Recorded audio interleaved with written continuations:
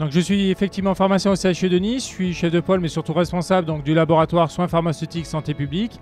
Et on développe différents projets sur la qualité de l'air notamment, ou santé-environnement depuis 2006, auprès de la ville, sur la qualité de l'air intérieur avec des visites au domicile, auprès des enfants avec un projet Please, Serious Game notamment, et le projet Muse. Le projet Muse c'est un projet monitoring urbain santé-environnement qui vise à développer les activités physiques adaptées, parce qu'on est chacun différemment, au meilleur endroit et au meilleur moment vis-à-vis de la qualité de l'air.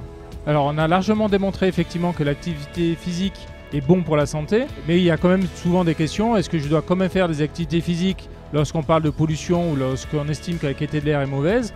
Donc nous, notre objectif, c'est d'amener ou de conseiller justement au meilleur endroit par rapport à notre territoire et au meilleur moment, par exemple de la journée pour éviter les pics d'ozone en début d'après-midi et autres, les patients et notamment ce qu'on appelle les populations vulnérables, c'est-à-dire les populations qui sont encore plus susceptibles d'avoir des effets néfastes si la qualité de l'air est mauvaise, que ce soit les personnes âgées, les femmes enceintes, les enfants ou certaines pathologies comme les asthmatiques ou les BPCO par exemple.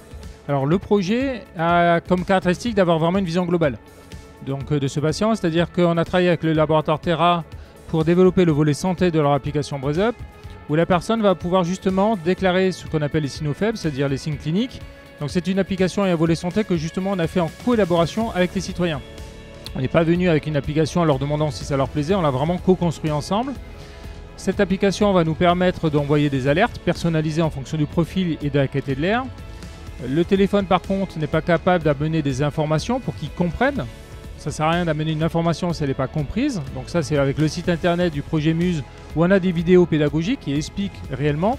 Mais nous, notre objectif c'est de changer le comportement et du coup l'application est aussi un média entre le citoyen et son professionnel de santé, pharmacien ou médecin par exemple.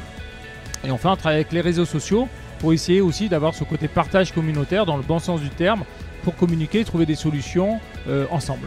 Alors l'application s'appelle BreathUp. Donc existait, on a fait le volet santé, elle est tout à fait gratuite et téléchargeable. Pour l'instant, elle fonctionne sur toute la région PACA, donc elle est tout à fait gratuite. Et ensuite, on va la décliner de manière un peu plus personnalisée, notamment sur les populations asthmatiques, avec la fac de pharma, par exemple, de Marseille. Voilà, donc le projet Muse est effectivement un projet à la fois global, mais aussi évolutif, parce qu'ensuite, on va intégrer des capteurs citoyens pour avoir encore plus d'informations, et on va affiner au fur et à mesure les conseils aux citoyens et aux patients. L'ensemble du projet et les vidéos pédagogiques sont sur le site internet www.projet-muse.com et là vous allez trouver l'ensemble des informations.